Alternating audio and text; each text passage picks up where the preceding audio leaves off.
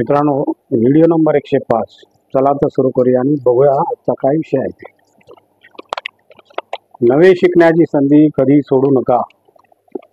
आजचा विषय बघूया पुढे काय आहे. स्वतःमध्ये सुधारणा करण्याचा विचार कायम मनात ठेवा आणि तशी कृती करत राहा. त्यातून अनेक चांगल्या गोष्टी घडत जातात.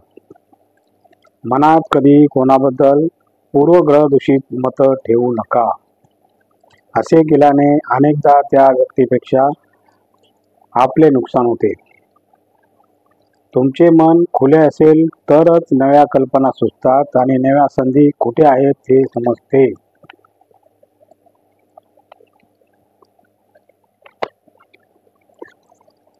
कोणाकडून काय शिकणार बघूया.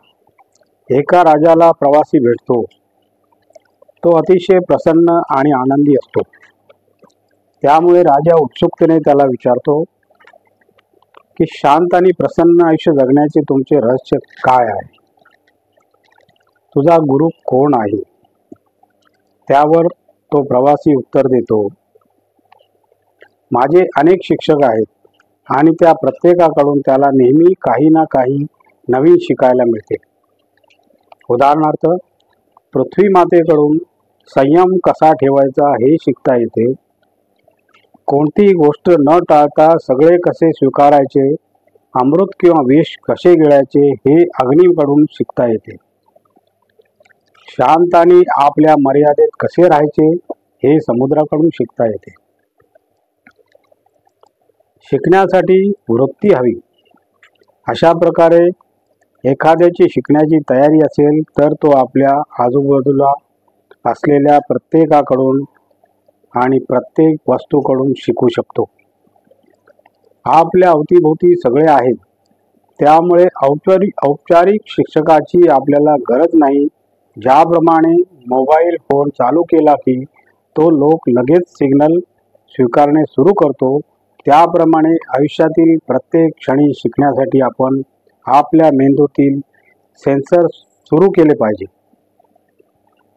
म्हणजे शिकण्याची इच्छा दाखवली म्हणजे अनेक व्यक्ती आपल्या जगण्यातून शिस्त, संयम, शांतता, सकारात्मकता, मन, मृदू आणि आल्हाददायक बोलणे, कष्ट करण्याची वृत्ती, धैर्य असे अनेक गुण दाखवून देतात. ती एक प्रकारची शिकवण असते. हे गुण अंगीकारण्यासाठी ती व्यक्ती तुम्हाला सांगत नाही किंवा सक्ती देखील करत नाही. त्या व्यक्तीचे गुण पाहून आणि त्याचा फायदा पाहून जरी आपण ते आत्मसात केले पाहिजे. शिकण्याच्या संधी शोधा. प्रत्येक गोष्टीवर मत व्यक्त करण्यापेक्षा किंवा त्याबाबत निकाल देऊन टाकण्यापेक्षा त्यामध्ये शिकण्याची संधी कुठे आहे हे शोधले पाहिजे. Very good. दुसऱ्याच्या चुका काढत बसण्यापेक्षा आपल्या चुका दुरुस्त करा. आपण या जगात आलो आहोत हे दिव्यत्वामध्ये विरघळून जाऊन दिव्यत्वाची अनुभूती घेण्यासाठी. त्यासाठी कायम विकसित होण्याची आणि सुधारण्याची प्रक्रिया चालू ठेवली पाहिजे. हे मित्रांनो, नवी शिकण्याची संधी कधी सोडू नका या विषयाखालीची माहिती होती. आणि आता एक छोटीशी माहिती आहे. आपलं पारंपरिक खेळ काय पूर्वी होता, विट्टी दांडू, याबद्दल थोडीशी माहिती आहे, ती बघूया आता. विट्टी दांडूचा खेळ आपल्या देशात कानाकोपऱ्यात खेळला जातो. याची लोकप्रियता देशव्यापी आहे, भले ते गाव असो वा शहर. सर्वप्रथम खेळाडूचे 2 गट करून प्रथम कोणता गट विटी कोलणार ते ठरते. दुसरा गट मैदानात पांगून विटी कोलण्यासाठी तयार राहतो. विटी कोलण्यासाठी एके ठिकाणी 2-2.5 इंचाचा खड्डा खणला जातो. याला गली असे म्हणतात. आता विटी या खड्ड्यावर ठेवली जाते आणि दांडू विटीच्या खाली खड्ड्यात तिरका ठेवून विटी कोलली जाते. विटी कोल्ल्यानंतर ती विरुद्ध गटातील खेळाडूने झेलली तर ती विटी कोल्ला जाणारा खेळाडू आऊट मानला जातो.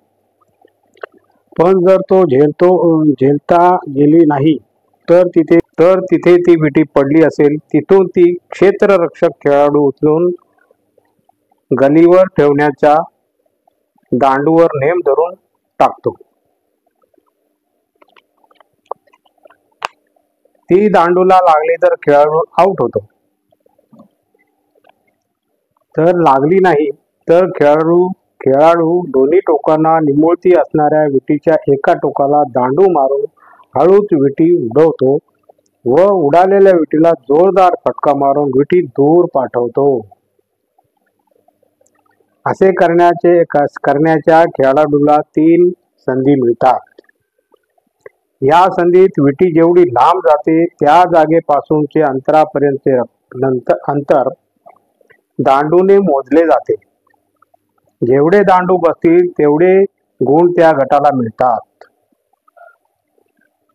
खेळ सुरू होण्यापूर्वीच किती गुणांचे लक्ष्य ठरवले जाते व जो गट अगोदर ते लक्ष्य गाठतो तो विजयी होतो. यानंतर विजयी गटातील प्रत्येकजण हवेत विटी खोलून दांडूने मारतो. ते काम प्रत्येकजण आळीपळीने दोन्ही हातांनी करतो. असे केल्यानंतर ज्या जागी विटी पोहोचली असेल त्या जागेपासून गलीपर्यंत हरलेल्या गटातील खेळाडूंना एका दमात पळत जावे लागते. Very good. आणि मित्रांनो, अशा प्रकारे माझा 205 नंबरचा व्हिडिओ आता संपलेला आहे.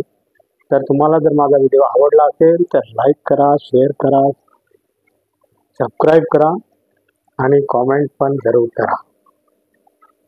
नमस्कार. जय हिंद.